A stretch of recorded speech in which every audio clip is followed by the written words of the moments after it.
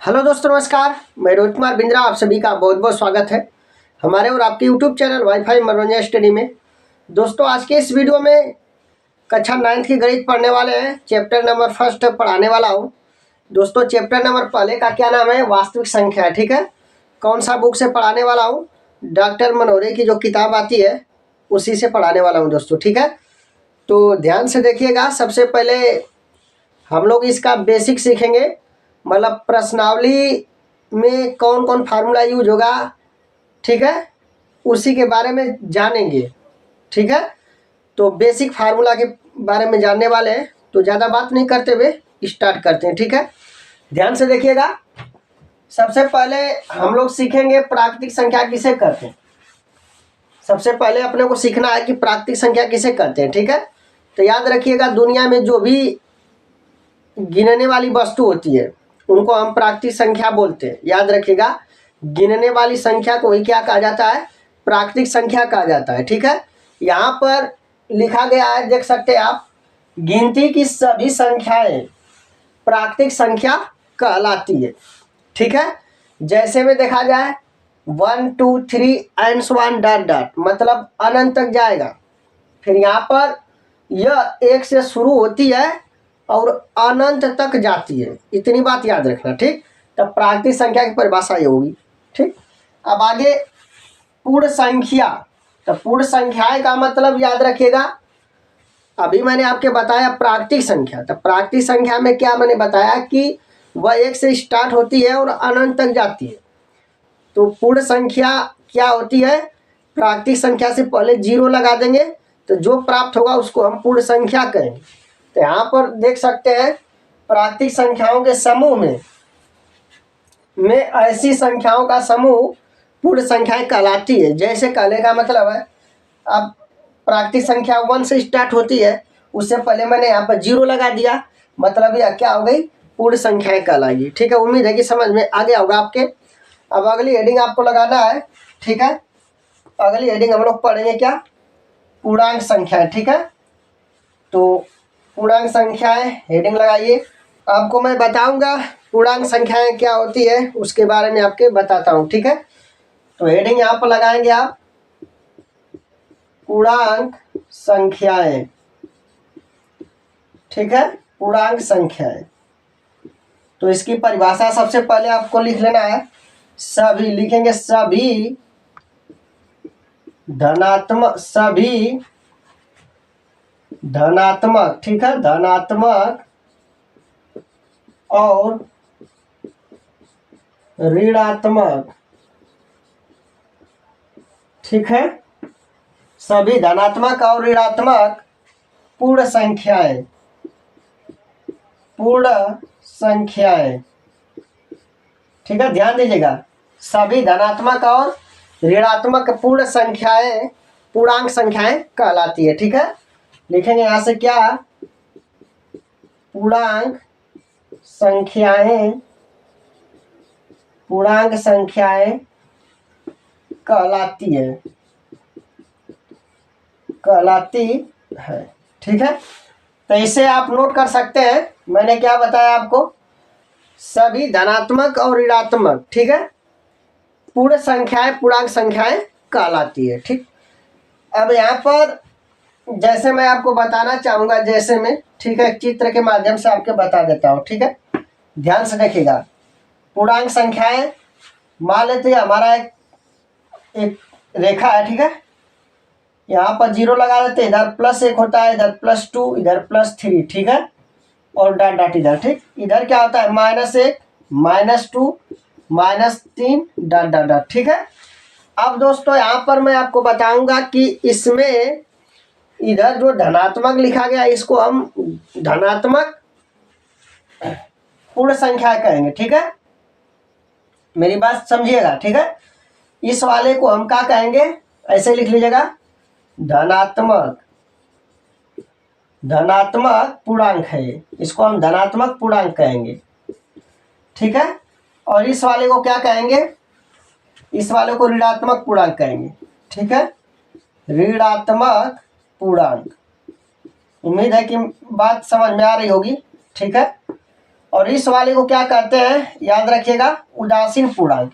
0 को क्या कहते हैं, उदासीन पूर्णांक। ठीक है, याद रखिएगा, उदासीन पूर्णांक।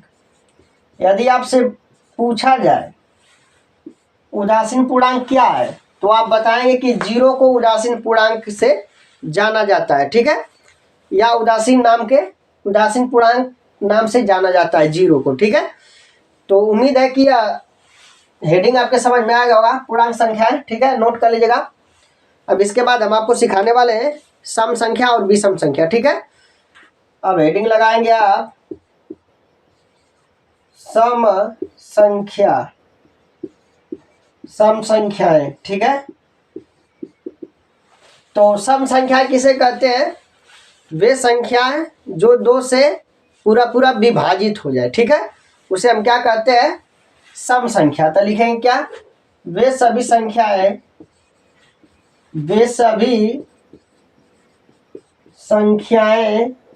जो 2 से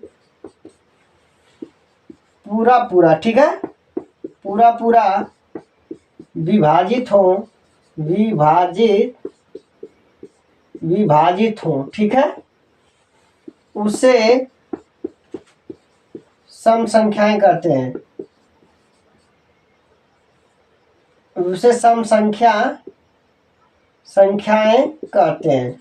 ठीक है, तो इसे नोट कर सकते हैं आप, कोई दिक्कत नहीं आएगी। ठीक है, मैंने क्या बताया, वे सभी संख्याएं जो 2 से पूरा पूरा विभाजित हो।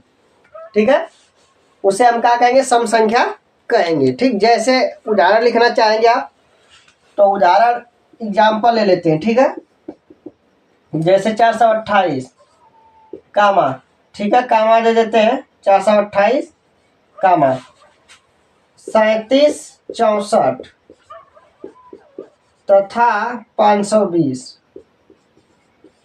ठीक है, यहाँ पर जो भी मैंने संख्या लिखा है ये 2 से पूरा पूरा विभाजित हो जाएगी। ठीक है, इसलिए इसको हम क्या बोलेंगे, सम संख्या बोलेंगे। ठीक है, याद रखिएगा। और सम संख्या में कितने का अंतर होता है, याद रखिएगा, नोट पॉइंट, सम संख्याओं में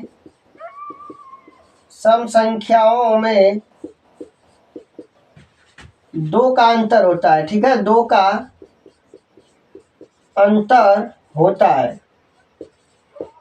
ठीक है, यदि आपसे कोई पूछे कि सम संख्या में कितने का अंतर होता है, तो आपके बताना है सम संख्याओं में 2 का अंतर होता है। इतनी बात आपको ध्यान रखना है। ठीक है, अब अगली हेडिंग आपको लगाना है विषम संख्याएं। ठीक है, विषम संख्याएं क्या होता है उसे भी जान लेते हैं। तो हेडिंग लगाएंगे क्या, ऐसे विषम संख्याएं। ठीक है, विषम संख्या। तो विषम संख्याओं में हम क्या बताएंगे, परिभाषा इसकी ध्यान से सुनिएगा।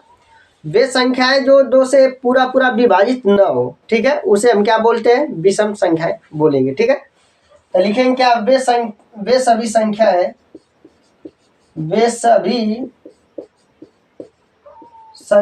ठीक है, वे सभी संख्याएं जो 2 से पूरा पूरा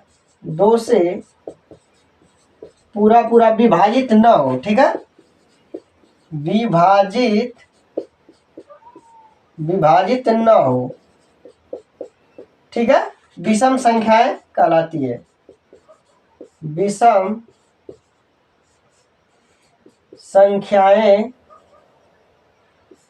संख्याएं कहलाती है। ठीक है, तो इसे भी नोट कर सकते हैं आप, वे सभी संख्याएं जो 2 से पूरा पूरा विभाजित न हो, उसे हम क्या बोलते हैं, विषम संख्याएं बोलते हैं। इतनी बात आपको याद रखना। ठीक है, जैसे में लिखना चाहेंगे आप, जैसे में आप लिखना चाहेंगे तो लिख सकते हैं। ठीक है,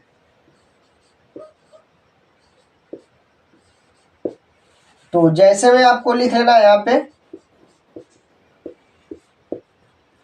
तो जैसे में लिखिएगा 453। ठीक है, कामा 453 कामा 981। ठीक है, अब ये दोस्तों यह 2 से पूरा पूरा विभाजित नहीं हो सकती है। ठीक है, इसलिए हम इसको क्या बोलेंगे, विषम संख्या बोलेंगे। ठीक है, और याद रखिएगा विषम संख्याओं में भी कितने का अंतर होता है? 2 का अंतर होता है। इतनी बात याद रखना आपके, ठीक है। तो उसे भी नोट कर सकते हैं यहाँ पर बता देता हूँ, ध्यान से देखिएगा, ठीक है। लिखेंगे विषम संख्याओं में, विषम संख्याओं में 2 का अंतर होता है, 2 का अंतर होता है, ठीक है। तो इसे आप नोट कर लीजिएगा। अब यह पार्ट 1 का वास्तविक संख्याएं जो चैप्टर का नाम है, ठीक है, उसका ऐसे बेसिक है। तो सबसे पहले बेसिक बता लेंगे, इसके बाद आपको प्रश्नावली का सवाल बताया जाएगा, ठीक है। तो उम्मीद करता हूँ कि यह वीडियो आपके बहुत ही अच्छा लगा होगा, ठीक है। यदि दोस्तों यह वीडियो आपके अच्छा लगा होगा तो लाइक शेयर एंड सब्सक्राइब जरूर करिएगा। जय हिंद, जय भारत।